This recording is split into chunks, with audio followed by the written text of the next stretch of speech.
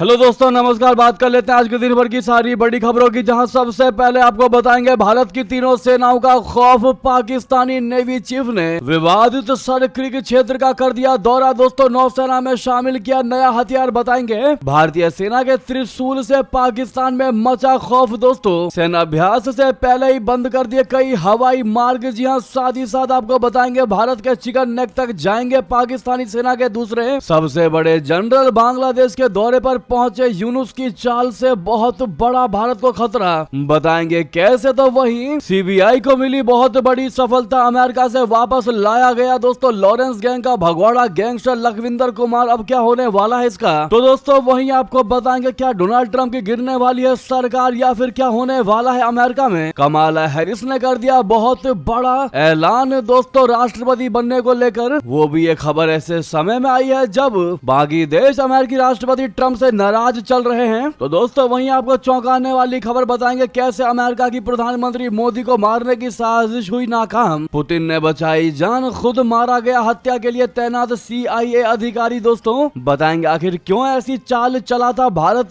के पीएम नरेंद्र मोदी को मारने को लेकर। दोस्तों अमेरिका ने साथ ही साथ क्या बिहार में नीतीश कुमार को CM फेस बनाने से बच रही है भारतीय जनता पार्टी। आई बहुत बड़ी चौंकाने वाली खबर, सारी जानकारियां एक एक करके आपको विस्तार से बताने वाले हैं। बस आप वीडियो के लास्ट तक बने रहिएगा। और खबरों में आगे बढ़ने से पहले दोस्तों, अगर आप भी मानते हैं कि आतंकिस्तान कितनी भी चाले चल ले भारत का कुछ नहीं बिगाड़ सकती, तो वीडियो को लाइक करके चैनल को सब्सक्राइब करके बेल आइकन दबा के कमेंट में जय हिंद कह दीजिएगा। तो अब बात कर लेते हैं पहली सबसे बड़ी खबर की, जहां भारत की तीनों सेनाओं के युद्धाभ्यास की घोषणा से पाकिस्तान घबराया हुआ है। भारत ने इस युद्धाभ्यास के लिए पाकिस्तान से लगती सर क्रीक सीमा के पास नोटिस टू एयर टेम यानी कि नोटम जारी कर दिया है। भारत के इस ऐलान से पाकिस्तान में तनाव का माहौल है। दोस्तों पाकिस्तान को एक बार फिर भारत के हमले का डर सताने लगा है। इस बीच जो अहम जानकारी आ रही है वो ये कि पाकिस्तान के नौसेना प्रमुख नावीद अशरफ ने आनन फानन में भारत से लगती सीमा पर स्थित विवादित सर क्रीक क्षेत्र में पाकिस्तान की अग्रिम चौकियों का दौरा किया। उन्होंने कहा कि सर क्रीक से जिवानी तक समुद्री सीमा की संप्रभुता की रक्षा की जाएगी। इस दौरान उन्होंने ब्रिटेन से मिले 3 ग्रिफन बोले तो 2400 TD होवर क्राफ्ट को नेवी में शामिल करने की भी घोषणा कर दी। होवर क्राफ्ट प्लेटफॉर्म सैन्य आधुनिकीकरण की दिशा में एक महत्वपूर्ण कदम का प्रतिनिधित्व करता है जो एक अनूठा परिचालन लाभ देता है। होवर क्राफ्ट को विशेष रूप से विभिन्न चुनौतीपूर्ण भूभागों पर एक साथ चलने के लिए डिजाइन किया गया है, जिसमें उथले पानी, रेत के टीले और दलदली तटीय क्षेत्र शामिल है। सर क्रीक क्षेत्र अपनी इसी विशेषता के लिए जाना भी जाता है। दोस्तों भारत के त्रिशूल अभ्यास से पाकिस्तान इस तरह से घबराया है कि इस्लामाबाद ने सिंध और दक्षिणी कमान के लिए अलर्ट जारी कर दिया है। पाकिस्तान की वायुसेना को किसी भी हमले का जवाब देने के लिए तैयार रहने को कहा गया है। इसके साथ ही पाकिस्तानी नेवी को भी अरब सागर में गश्त और अभियान बढ़ाने के लिए निर्देशित किया गया है। दोस्तों आपको बता दें पाकिस्तान के लिए कितना बड़ा ये खतरा है। दरअसल पाकिस्तान का 70% व्यापार कराची बंदरगाह और बिन काजिम से होकर गुजरता है। ऐसे में इसके रणनीतिक महत्व का अंदाजा लगाया जा सकता है। भारत के रक्षा अभ्यास में थल सेना, नौसेना और वायुसेना शामिल हो रही है। त्रिशूल अभ्यास के लिए आरक्षित हवाई क्षेत्र 28,000 फीट तक फैला हुआ है। रक्षा विश्लेषक डैमियन ने इसे असामान्य बताया है। भारत के रक्षा मंत्रालय ने कहा है कि इस अभ्यास का उद्देश्य सेनाओं की संयुक्त परिचालन क्षमताओं, आत्मनिर्भरता और नवाचार का प्रदर्शन करना है। इस पर आपकी क्या राय है दोस्तों, जरूर लिखकर बताइएगा। भारतीय सेना के त्रिशूल से पाकिस्तान में जिस प्रकार से खौफ मचा है, जिस प्रकार से डर का माहौल है, अगर आप भी मानते हैं कि ये डर अच्छे हैं और ऐसा डर भारत से पाकिस्तान को होना ही चाहिए, तो कमेंट में 2 चीजें जरूर लिखिएगा दोस्तों। साथ ही साथ वीडियो को लाइक करना मत भूलेगा, अभी तक लाइक नहीं किया है तो। लेकिन अपने तीनों सेनाओं को ऑल द बेस्ट कहना मत भूलेगा दोस्तों। नेक्स्ट खबर की बात करते हैं, जहां पर भारत के चिकन नेक तक जाएंगे पाकिस्तानी सेना के दूसरे सबसे बड़े जनरल। आपको बता दें बांग्लादेश बनने के 5 दशक में शायद ही पाकिस्तानी सेना के लिए ढाका शायद कभी आसान रहा हो जितना मोहम्मद यूनुस के नेतृत्व वाली अंतरिम सरकार के इस दौरे में हो चुका है। जी हां दोस्तों, मोहम्मद यूनुस ने पाकिस्तानी सेना के लिए देश के दरवाजे पूरे तरीके से खोल दिए हैं। पाकिस्तान की सेना के दूसरे सबसे बड़े जनरल की ढाका में मौजूदगी इसका सबूत है। पाकिस्तान के joint chiefs of staff committee chairman general Shahir Shamshad Mirza 24 अक्टूबर की रात को अमीरात एयरलाइंस की फ्लाइट से ढाका पहुंचे। पता चला कि उनकी चिकन नेक का दौरा करने की योजना है दोस्तों, जिसने भारत को चौंका तो दिया, साथ ही साथ अलर्ट भी कर दिया। जी हाँ, बता दें जनरल शमशाद मिर्जा 6 सदस्यीय दल के साथ ढाका पहुंचे हैं, जिसमें उनकी पत्नी शाजिया साहिर, ब्रिगेडियर मोहम्मद राशिद खान के साथ बाकी 4 और लोग ठहरे। दोस्तों जनरल मिर्जा को पाकिस्तान में सेना अध्यक्ष फील्ड मार्शल आसिम मुनीर के बाद दूसरे सबसे शक्तिशाली व्यक्ति के रूप में देखा जाता है। बांग्लादेशी अखबार ब्रिड्ज के संपादक सलाहुद्दीन शोएब चौधरी ने जनरल मिर्जा की यात्रा को लेकर चौंकाने वाला खुलासा कर दिया। चौधरी ने दावा कर दिया कि जनरल मिर्जा अपनी यात्रा के दौरान चिकन नेक समेत कुछ सीमावर्ती क्षेत्रों का दौरा करेंगे। भारत के सिलीगुड़ी कॉरिडोर को चिकन नेक के नाम से जाना जाता है, क्योंकि ये पतली जमीनी पट्टी पूर्वोत्तर भारत को देश के बाकी हिस्से से जोड़ती है। पूर्वोत्तर के लिए एकमात्र जमीनी संपर्क होने के चलते इसे बहुत संवेदनशील माना जाता है। नेक्स्ट खबर की बात करते हैं, जहां पर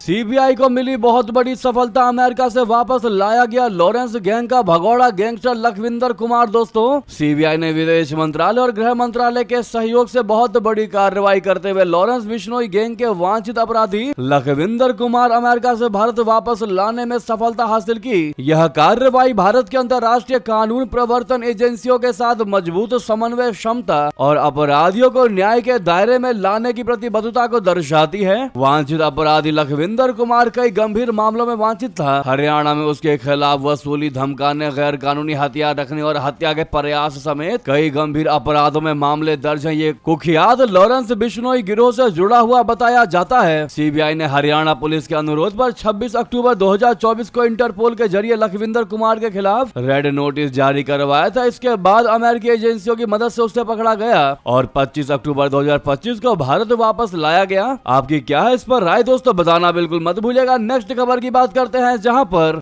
2028 में अमेरिका की राष्ट्रपति बनेगी महिला। जी हां, कमाला हैरिस ने कहा कि मैंने अब तक हार नहीं मानी। बता दें अभी अभी की चौंकाने वाली खबर, कमाला हैरिस ने अमेरिका में राष्ट्रपति पद की दौड़ में फिर से शामिल होने की संभावना से इनकार नहीं किया है। शनिवार को इंटरव्यू में हैरिस ने कहा कि उन्हें उम्मीद है कि आने वाले वर्षों में एक महिला अमेरिका की राष्ट्रपति बनेगी, जो संभवतः वो हो सकती है। उन्होंने कहा कि मैंने अब तक हार नहीं मानी है। पूर्व उपराष्ट्रपति ने कहा है कि उन्होंने 2028 में राष्ट्रपति चुनाव में किस्मत आजमाने के बारे में अब तक कोई निर्णय नहीं लिया है, लेकिन उन्होंने इस बात को खारिज कर दिया है कि उन्हें बड़ी चुनौतियों का सामना करना पड़ेगा। कमाला हैरिस ने कहा कि मैंने अपना पूरा करियर सेवा भाव से जिया है और ये मेरी रगों में बसा है। सेवा करने के कई तरीके हैं, मैंने कभी जनमत सर्वेक्षणों पर ध्यान नहीं दिया। दोस्तों कमाला हैरिस ने यह बयान ऐसे समय में दिया है जब मिस्टर डोनाल्ड ट्रंप एक राष्ट्रपति होने के नाते अमेरिका के लिए बाकी देशों के साथ दुश्मनी खड़े कर रहे हैं। वो ऐसे ऐसे फैसले ले रहे हैं जिससे कि दुनिया के बाकी देश नाराज होते दिखाई दे रहे हैं अमेरिका से। ऐसे में हम भारतीयों ने भी जो एक्सपेक्ट किया था मिस्टर डोनाल्ड ट्रंप से, उसके जस्ट अपोजिट कार्य करते नजर आ रहे हैं दोस्तों ट्रंप।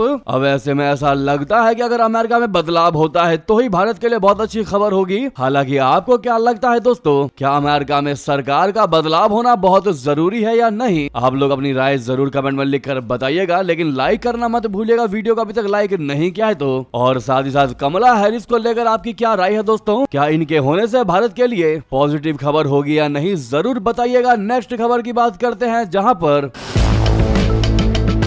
पाकिस्तान पर भड़क उठा FATF। दोस्तों शहबाज शरीफ और मुनीर को दे दी सीधी चेतावनी, कह दिया कि ग्रे लिस्ट से बाहर होने का मतलब ये नहीं है कि आतंकवाद को जितनी मर्जी फंडिंग करोगे या आतंकवाद को फंडिंग करने की छूट दे दी है। दोस्तों फाइनेंशियल एक्शन टास्क फोर्स बोले तो FATF ने पाकिस्तान को चेतावनी दे दी है कि अक्टूबर 2022 में उसे ग्रे लिस्ट से बाहर कर दिया गया है। इसका मतलब ये नहीं है कि अब आतंकवादियों को फंडिंग और मनी लॉन्ड्रिंग करने की छूट मिल गई है। FATF ने क्लियरली कह दिया है कि आतंकवादियों के खिलाफ सतत निगरानी जारी रहेगी। हाल ही में पाकिस्तान के आतंकी संगठन जैश-ए मोहम्मद ने ई-वॉलेट्स के जरिए फंड इकट्ठा करना शुरू किया है। जानकारी के मुताबिक ईजी पैसा और सदापे जैसे डिजिटल वॉलेट्स का इस्तेमाल मसूद अजहर और उनके परिवार के खातों में पैसा जमा करने के लिए किया जा रहा है। FATF के मुताबिक आतंकी अब अपने परिवार के सदस्यों का सहारा लेते हैं। वे महिलाओं के नाम पर अकाउंट बनाते हैं ताकि एक ही अकाउंट में ज्यादा पैसा ना जमा हो और बड़ी रकम धीरे धीरे इकट्ठी करके आतंकियों के नए कैंप बनाने में इस्तेमाल की जा सके। FATF ने चेता दिया है कि आतंकी संगठन अक्सर खुद को धार्मिक या शैक्षिक संस्थाएं बताकर धन इकट्ठा कर रहे हैं। इसका उद्देश्य है कि वे निगरानी से बचकर अपनी गतिविधियों को जारी रख सकें और इसी वजह से दोस्तों पाकिस्तान को यह तगड़ी चेतावनी दे दी FATF ने। तो वही बहुत बड़ी और चौंका देने वाली खबर आपको बता दे दोस्तों, अमेरिका की थी प्रधानमंत्री मोदी को जान से मारने की साजिश, जो कि कर दी गई नाकाम। पुतिन ने बचाई जान, खुद मारा गया। हत्या के लिए तैनात CIA का अधिकारी। दोस्तों बहुत बड़ी अहम जानकारी बता दे, बांग्लादेश की राजधानी ढाका में अमेरिकी अधिकारी टेरेंस अवेन जैक्सन की रहस्यमयी मौत ने दक्षिण एशिया की खुफिया दुनिया में हलचल मचा दी। ऑर्गेनाइजेशन की एक रिपोर्ट में शॉकिंग दावा किया गया है कि जैक्सन को प्रधानमंत्री नरेंद्र मोदी को निशाना बनाने के लिए तैनात किया गया था, लेकिन भारत और रूस की खुफिया एजेंसियों की संयुक्त कार्रवाई ने कथित हत्या की साजिश को नाकाम कर दिया। रिपोर्ट के मुताबिक जैक्सन को सतही तौर पर बांग्लादेश में सेंट मार्टिन द्वीप पर सेना प्रशिक्षण के लिए तैनात दिखाया गया, लेकिन विशेषज्ञों का मानना है कि उसका असली मिशन भारत के भीतर और खासकर प्रधानमंत्री नरेंद्र मोदी जी के खिलाफ गुप्त कार्रवाई करना था। जैक्सन की मौत उसी दिन हुई जब प्रधानमंत्री मोदी जी शंघाई सहयोग संगठन शिखर सम्मेलन में चीन के तियानजिन में थे। सम्मेलन के बाद मोदी जी और रूसी राष्ट्रपति व्लादिमीर पुतिन ने कार में 45 मिनट तक गुप्त बातचीत की थी। जी हां, विशेषज्ञों का अनुमान है कि इस दौरान हाई प्रोफाइल एजेंडा और दक्षिण एशिया में चल रही खुफिया गतिविधियों पर चर्चा हुई। दोस्तों ऑर्गेनाइजेशन ने प्रधानमंत्री मोदी जी के भाषण का भी हवाला दिया, जिसमें PM नरेंद्र मोदी जी ने 2 सितंबर को नई दिल्ली में सेमिकॉन शिखर सम्मेलन में कहा कि क्या आप इसलिए ताली बजा रहे हो क्योंकि मैं चीन गया था, या फिर इसलिए बजा रहे हो क्योंकि मैं वापस आ गया हूँ। दोस्तों विश्लेषकों के मुताबिक ये संकेत उनके जीवन को संभावित खतरे के बारे में था। रिपोर्ट में CIA की सक्रियता और भारत विरोधी संभावित प्रयासों पर भी संदेह जताया गया है। पिछले कुछ सालों में पाकिस्तान, नेपाल और बांग्लादेश में अमेरिकी खुफिया गतिविधियां चर्चा के केंद्र में रही हैं। वाकई में दोस्तों अब हम जिस प्रकार से इन खबरों को देख रहे हैं, समझ में आ रहा है कि कहीं ना कहीं अमेरिकी इस CIA अधिकारी ने बहुत बड़ी चाल चली थी प्रधानमंत्री नरेंद्र मोदी को लेकर, जहां पर रशिया ने मिलकर भारत का साथ देकर के दोस्तों इसके खात्मे की बहुत बड़ी साजिश रची और इस दुष्ट अधिकारी को मार गिराया। इस पर आपकी जो भी राय हो दोस्तों, ये खबर हमने आपको कल शाम में भी बताई थी और अब भी बता रहे हैं कि कैसे भारत के खिलाफ साजिशें रची जा रही है दोस्तों अमेरिका की तरफ से। ऐसे में फिर एक बार आप लोग long live PM Modi ji comment में जरूर कह दीजिएगा। नेक्स्ट खबर की बात करते हैं, जहां पर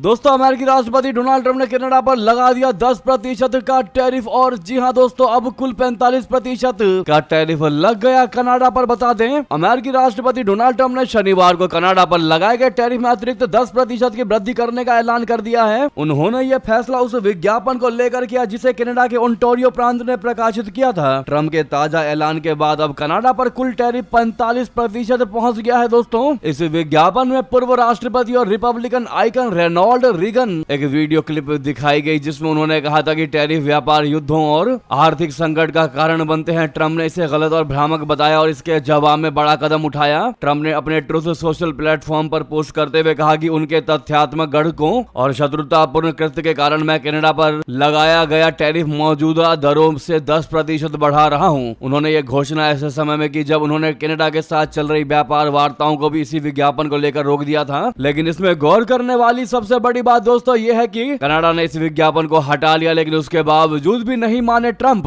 तो वहीं बता दें क्या फिर से हाथ मिलाएंगे ट्रंप और किम जोंग उन? आखिरी मुलाकात हुई थी 6 साल पहले। दोस्तों अमेरिकी राष्ट्रपति डोनाल्ड ट्रंप एशिया यात्रा पर निकल चुके हैं। उन्होंने इस दौरान उत्तर कोरियाई नेता किम जोंग उन से मिलने की इच्छा जताई। एयरफोर्स 1 पर पत्रकारों से बातचीत में ट्रंप ने कहा कि मैं मिलना चाहूंगा, अगर आप संदेश फैलाना चाहते हैं तो मैं इसके लिए तैयार हूं। उन्होंने ये भी जोड़ा कि उनका किम के साथ बहुत अच्छा रिश्ता भी है। ट्रंप ने अपने पहले कार्यकाल के दौरान इतिहास रचा था जब 2019 में वे उत्तर कोरिया में जाकर बैठकों में शामिल हुए थे। उस दौरान दोनों नेताओं ने 3 बार आमने सामने मुलाकात की थी, लेकिन परमाणु निरस्त्रीकरण को लेकर कोई ठोस समझौता नहीं हो पाया था। किम जोंग उन ने हाल ही में कहा था कि वे ट्रंप से फिर मिलना चाहेंगे, बशर्ते अमेरिका उत्तर कोरिया से असामान्य परमाणु हथियार छोड़ने की मांग ना करे। किम जोंग उन ने कहा कि मुझे अभी भी राष्ट्रपति ट्रंप की अच्छी यादें हैं। साउथ कोरिया के यूनिफिकेशन मिनिस्टर चुंग डोंग यंग ने बताया कि एशिया प्रशांत आर्थिक सहयोग अपेक फोरम के दौरान ट्रंप और किम की मुलाकात की काफी संभावनाएं हैं। अगर ये मुलाकात होती है तो ये उनकी पिछली मुलाकात के 6 साल बाद पहली आमने सामने की बैठक होगी, जो जून 2019 में इंटर कोरियन टूज विली में हुई थी। हालांकि अमेरिकी अधिकारियों का कहना है कि फिलहाल ट्रंप के कार्यक्रम कार्यक्रम में ऐसी कोई आधिकारिक बैठक तय नहीं है। दोस्तों, ट्रंप की एशिया यात्रा की बात करें तो ट्रंप का पहला ठहराव मलेशिया में आसियान समिट में होगा। इसके बाद वे साउथ कोरिया के शहर बुसान पहुंचेंगे, जहां अपेक सम्मेलन होगा। यहां वे साउथ कोरिया राष्ट्रपति ली जे म्योंग से भी मुलाकात करेंगे। ट्रंप की यात्रा के दौरान चीन के राष्ट्रपति शी जिनपिंग से भी मुलाकात शामिल है। हाल ही में अमेरिका और चीन के बीच व्यापार युद्ध के बाद दोनों देशों ने बड़े टैरिफ रोकने का फैसला किया था, लेकिन हाल के समय में ट्रंप ने चीन की दुर्लभ खनिजों बोले तो रेयर अर्थ पर प्रतिबंधों के कारण 100% टैरिफ लगाने की धमकी दी है। दोस्तों, साथ ही साथ आपको बता दें, पुतिन से मुलाकात को लेकर, मीटिंग को लेकर दोस्तों गुस्साए ट्रंप ने कह दिया कि अब समय बर्बाद नहीं करना। अमेरिका के राष्ट्रपति ट्रंप ने शनिवार को अपने रूसी समकक्ष पुतिन से मुलाकात को समय की बर्बादी बताया। उन्होंने कहा कि अब वो पुतिन से तब तक नहीं मिलेंगे जब तक कि उन्हें ये पक्का नहीं हो जाता कि रूस और यूक्रेन के बीच शांति स्थापित करने के लिए कोई समझौता तैयार है। उनका ये बयान ऐसे समय में आया है जब ये घोषणा की जा रही थी कि वो युद्ध पर चर्चा को आगे बढ़ाने के लिए बुडापेस्ट में मिलने वाले हैं। हालांकि अब ये मुलाकात नहीं हो पाएगी। ट्रंप और पुतिन की यह मुलाकात लगभग 5 साल से जारी युद्ध को खत्म करवाने में अहम मानी जा रही थी। दोस्तों, गौरतलब है कि ट्रंप और पुतिन की आखिरी मुलाकात 15 अगस्त को अलास्का में हुई थी, जिसके बारे में दोनों पक्षों ने कहा था कि यह बैठक यूक्रेन के साथ मॉस्को के युद्ध को समाप्त करने के लिए शांति समझौते तक पहुंचने में उपयोगी रही। आपको बता दें कि 20 जनवरी को शपथ लेने से पहले भी ट्रंप रशिया यूक्रेन युद्ध को एक दिन के अंदर खत्म करवाने का दावा करते थे। उन्होंने कहा था कि जैसे ही मैं सरकार में आया, जैसे ही मैं राष्ट्रपति बनूंगा, एक दिन के अंदर मैं रशिया यूक्रेन का युद्ध को खत्म करवा दूंगा। जो बाइडेन खत्म नहीं करवा पाए, लेकिन मैं खत्म करवा के दिखा दूंगा।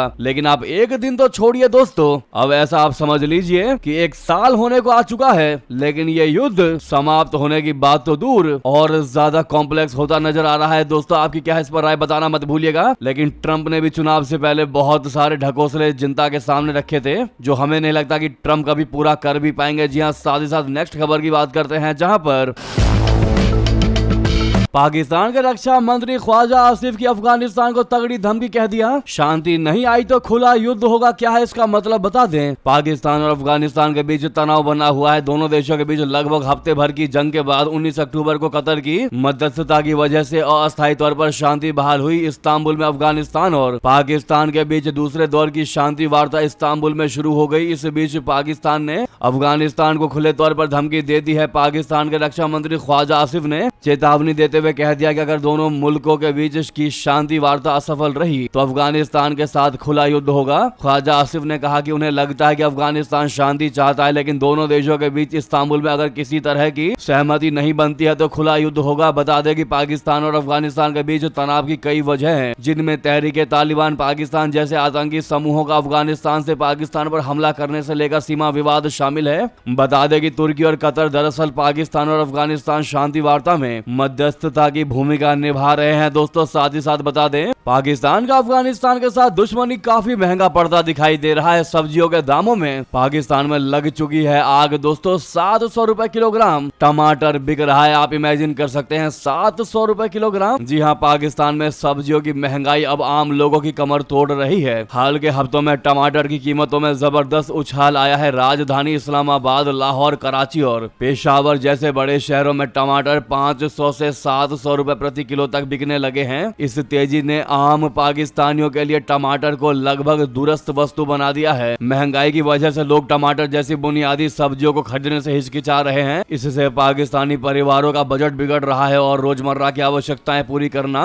चुनौतीपूर्ण हो चुका है। विशेषज्ञों का कहना है कि अगर ये स्थिति लगातार बनी रही तो ये न केवल आम जनता के लिए मुश्किल बढ़ाएगी, बल्कि पाकिस्तान की सेना और सरकार पर भी राजनीतिक दबाव डाल सकती है। अफगानिस्तान से तनाव के बाद टमाटर और अन्य सब्जियों की आपूर्ति प्रभावित हुई है। दोस्तों, भारी मात्रा में ट्रक्स जो है वो बॉर्डर पर खड़े हैं, लेकिन न अफगानिस्तान के अंदर ट्रक्स जा पा रहे, न अफगानिस्तान के ट्रक्स पाकिस्तान जा पा रहे हैं। ऐसे में इस नो ट्रेड की वजह से सब्जियों के दाम लगातार आसमान छू रहे। पाकिस्तान में नेक्स्ट खबर की बात करें, जहां बिहार चुनाव के बीच जेडीयू का सबसे बड़ा एक्शन, पूर्व मंत्री विधायकों समेत 12 नेताओं को पार्टी से निकाला। दोस्तों, बिहार चुनाव के बीच जेडीयू ने बड़ा एक्शन लेते हुए पार्टी के 12 नेताओं को बाहर का रास्ता दिखा दिया है, जिसमें पूर्व मंत्री शैलेश कुमार समेत लगभग 1 दर्जन नेताओं को पार्टी की प्राथमिक सदस्यता से निलंबित करते हुए उन्हें पार्टी से तत्काल निष्कासित कर दिया गया है। इनमें पूर्व विधायक श्याम बहादुर सिंह और सुदर्शन कुमार के अलावा पूर्व विधान पार्षद संजय प्रसाद और रणविजय सिंह शामिल है। जी हाँ, बताया जा जा रहा है कि निर्दलीय रूप से चुनाव लड़ रहे अपने 11 बागी नेताओं पर पार्टी ने कार्रवाई की है। जेडीयू की ओर से जारी पत्र में कहा गया कि इन नेताओं ने पार्टी की विचारधारा, अनुशासन और संगठनात्मक आचरण के खिलाफ जाकर कार्य किया। पूर्व मंत्री, विधायक समेत 11 नेता पार्टी से जो निष्कासित किए गए हैं उनके नाम हैं, जैसा कि आप सामने देख पा रहे हैं, शैलेश कुमार, संजय प्रसाद, श्याम बहादुर, रणविजय सिंह, सुदर्शन कुमार, अमर कुमार, आसमा परवीन, लव कुमार, आशा सुमन, दिव्यांशु भारद्वाज, विवेक शुक्ला। वहीं सबसे बड़ी खबर और सबसे बड़ा सवाल उठकर सामने आ रहा है दोस्तों कि आखिर क्यों नीतीश कुमार को सीएम फेस बनाने से बच रही है भारतीय जनता पार्टी।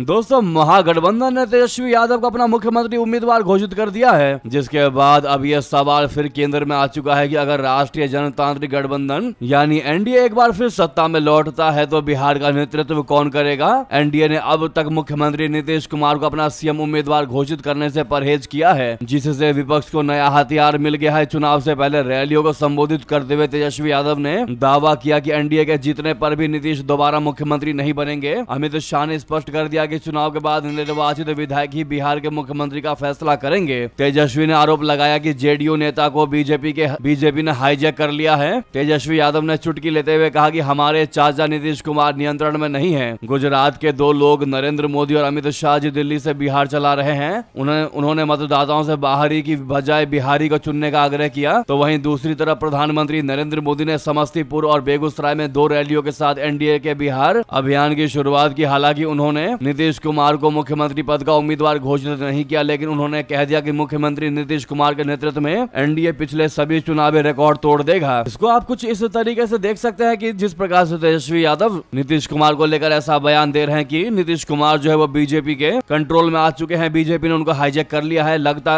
अब ऐसा है दोस्तों कि तेजस्वी यादव को पता है कि नीतीश कुमार बातों को ज्यादा पकड़ते हैं और वो पार्टी बदलने में माहिर है। ऐसे में उनको चढ़ाने की कोशिश की जा रही है विपक्षी पार्टियों के द्वारा। और दूसरी बात, भारतीय जनता पार्टी भी दोस्तों ये देखना चाहती है कि आखिरकार बिहार इलेक्शन में कितने सीट किसको मिलते हैं। उसके बाद ही दोस्तों अगर तय होगा सीएम तो वो अलग ही बात होगी। आपको क्या लगता है दोस्तों, बताना बिल्कुल मत भूलिएगा। लेकिन इसी बीच जो बड़ी जानकारी निकलकर सामने आ रही है वो ये है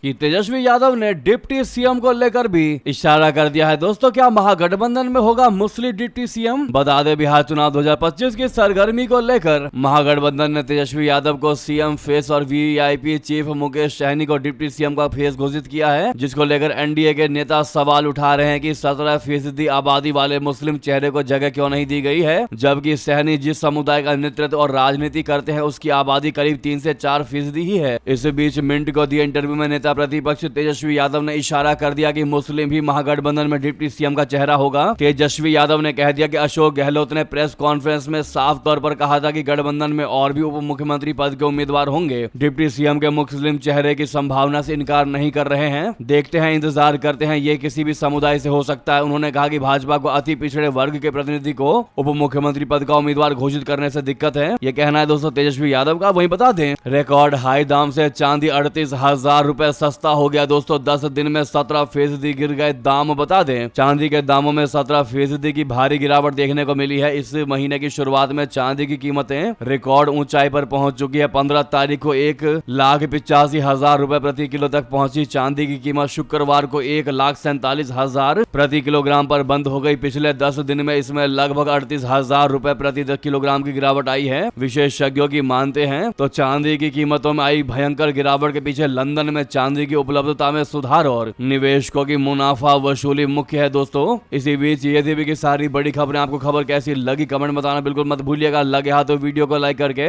इस चैनल को सब्सक्राइब करके बेल आइकन दबा के कमेंट में जय हिंद कह दीजिएगा। मिलते हैं अगली बड़ी खबर में। यहाँ तक बने रहने के लिए आप सभी का बहुत बहुत धन्यवाद, बहुत बहुत आभार। जय हिंद, जय भारत।